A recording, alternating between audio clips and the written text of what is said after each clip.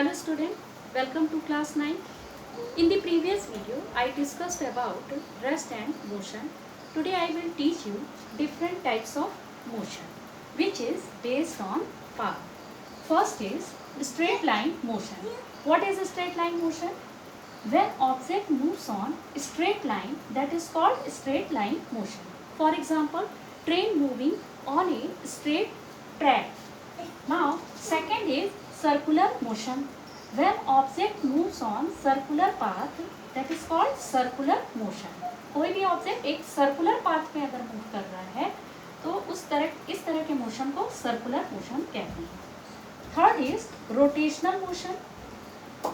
When object moves about their own axis or center, that is called rotational motion. For example, Earth is rotate about the axis. अपने axis पे, अपने center पे जो rotate करती है, इस तरह के motion को rotational motion कहते हैं. Fourth is vibration or oscillation motion. This motion is back and forth motion. ये इस तरह की मोशन जब पार्टिकल अपने मीन पोजीशन से बैक एंड फोर्थ यानी आगे पीछे मोशन करता है तो इस तरह के मोशन को वाइब्रेशन और ऑसिलेशन मोशन कहते हैं. फॉर एग्जांपल यहाँ पे वाइब्रेशन और ऑसिलेशन में डिफरेंस है. Oscillation example, for example pendulum of a clock having a fix amplitude. just की vibration for example string of a guitar. Now next first concept of straight line motion is reference point. What is reference point? That is also called starting point. For example, your school is 5 kilometer away from home. तो आपका घर से जो है school की जो distance है वो दूरी है वो क्या है 5 किलोमीटर है. तो कहाँ से मेज़र किया आपने?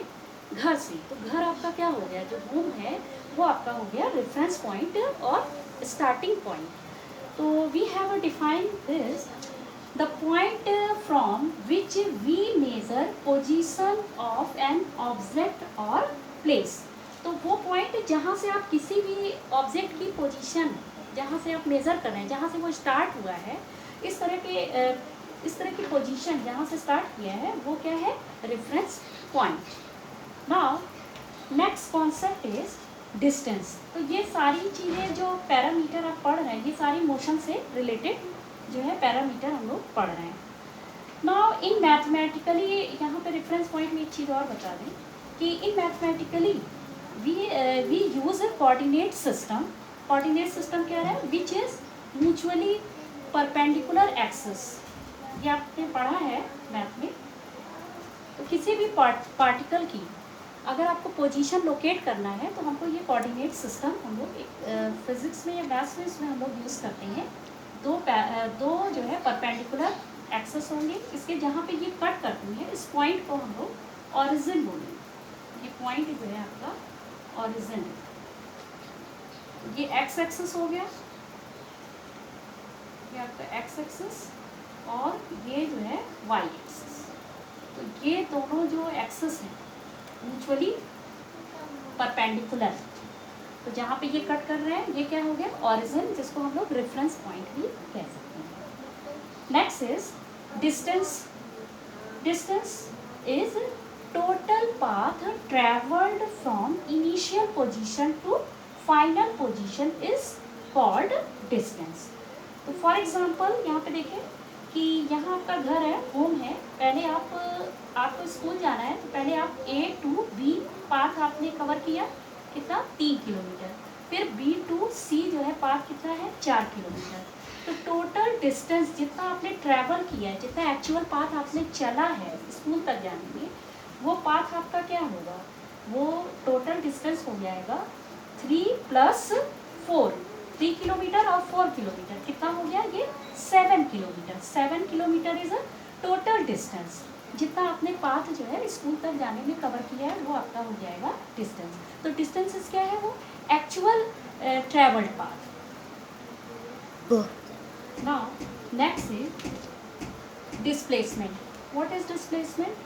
Shortest distance measured from initial to final position, that is called displacement.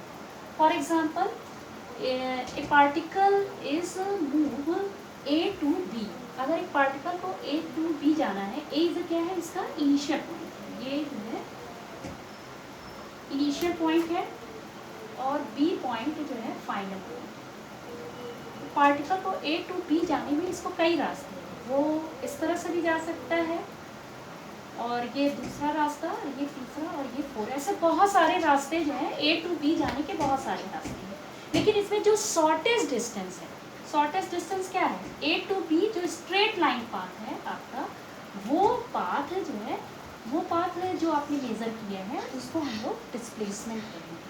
तो यहाँ पे डिस्टेंस में भी देखो, डिस्टेंस में तो पूरा पाथ चल रहा है, एक्चुअल पाथ दिखा रहा है यहाँ पे। अब यहाँ पे देखिए ये वाले एग्जाम्पल पे कि होम से आपको घर से ये स्कूल तक की यहाँ पे डिस्टेंस हमने कितना निकाला था, 7 किलोमीटर। यहाँ पे डिस्प्लेसमेंट भी देख लेते हैं इसका क्या होगा। डिस्प्लेसमेंट हमारा क्या देखना है हमको, इनिशियल पॉइंट है, फाइनल पॉइंट जो होगा वही उसका जो है, जो वो उसका शॉर्टेस्ट डिस्टेंस होगा। अब स्कूल तो हमने ये वाला रास्ता चुना है, लेकिन जो डिस्प्लेसमेंट है तो हम लोग ये जो डिस्प्लेसमेंट इसका होगा, ये चूँकि राइट ट्रायंगल है तो अगर ये 3 है और ये 3 है, ये 4 है, तो ये कितना होगा 5 किलोमीटर। ये वाला जो रास्ता होगा वो आपका 5 किलोमीटर। तो यहाँ से तो डायरेक्ट हम लोग जा नहीं सकते, अगर यहाँ पे बीच में रास्ता नहीं है, बहुत सारे घर हैं, तो हम लोग ये वाला भी शॉर्टेस्ट डिस्टेंस तो हमारा ये दिख रहा है, लेकिन यहाँ पे बहुत सारे घर होने के कारण हम लोग यहाँ से नहीं जा सकते, या रास्ता ख़राब है, तो हम लोग ये वाला रास्ता जो है चूज़ किया है। लेकिन एक्चुअल जो हमारा डिस्टेंस होगा, जो डिस्प्लेसमेंट होगा, शॉर्टेस्ट डिस्प्लेसमेंट होगा, इनिशियल पॉइंट हमारा होम है और फाइनल पॉइंट स्कूल है, तो हमको मेन ये वाला पॉइंट देखना है। तो ये कितना है 5 किलोमीटर। अगर मेरा ये रास्ता बन जाता है, यहाँ पे अगर रोड बन गई, तो हम किस तरह से जाना पसंद करेंगे, शॉर्टेस्ट डिस्टेंस में। तो A to जो है C जो है, हम लोग यहाँ पे जो स्कूल और होम का जो शॉर्टेस्ट डिस्टेंस है वो आपका 5 किलोमीटर है। तो displacement from home to school वो क्या है 5 किलोमीटर होगा, जबकि डिस्टेंस आपका कितना आया था 7 किलोमीटर।